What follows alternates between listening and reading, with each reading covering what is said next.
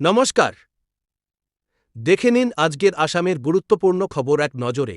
৭ম খবর, আসামে উন্নয়নমূলক কাজ আরও জোরদার হয়েছে। রাজ্য সরকার সড়ক, রেল ও অবকাঠামো উন্নয়নের জন্য নতুন প্রকল্পের ঘোষণা করেছে। এতে সাধারণ মানুষের যাতায়াত ও ব্যবসা বাণিজ্য আরও সহজ হবে।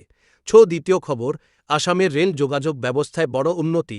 নতুন ট্রেন পরিষেবা চালু হওয়ায় গুয়াহাটি সহ বিভিন্ন অঞ্চলের সঙ্গে দেশের অন্যান্য রাজ্যের সংযোগ আরও মজবুত হয়েছে। সাদের অন্যান্য রাজ্যের সংযোগ আরও মজবুত হয়েছে। সাদের মুখ্যমন্ত্রী জানিয়েছেন, আসামে শান্তি ও উন্নয়ন বজায় রাখাই সরকারের প্রধান লক্ষ্য। আইন শৃঙ্খলা রক্ষায় কড়া পদক্ষেপ নেওয়া হবে বলে তিনি জানান। চাকরির খবর, আসাম পুলিশ বিভাগে নতুন নিয়োগ প্রক্রিয়া শুরু হয়েছে। যোগ্য প্রার্থীদের নির্ধারিত সময়ের মধ্যে আবেদন করার আহ্বান জানানো হয়েছে। রাজ্যের কিছু জেলায় হালকা থেকে মাঝারি বৃষ্টির সম্ভাবনা রয়েছে। জনগণকে সতর্ক থাকার পরামর্শ দেয়া হয়েছে। এই ছিল আজকের আসামের প্রধান খবর।